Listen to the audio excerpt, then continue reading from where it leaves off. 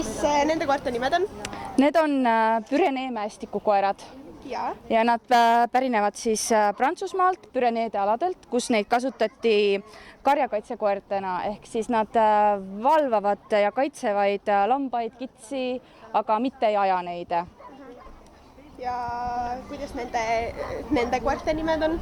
Tema on Carmen ja tema on Neesu.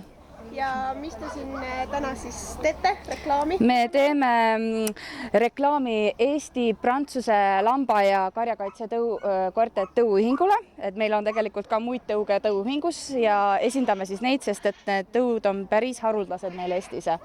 Palju neid koeri umbes Eestis on? Pyrenee mäestikukoeri on seal umbes 40–50 koera. Nii vähe. Ja teil olid vist mingisugused kutsikad ka? Ja meil on praegu pesakond Pyrenee mäestikukoeri täitsa olemas. Nad on praegu ju 5–6 nädalased ja praegu sellised, aga kasvavad siis sellised suured toredad koerad.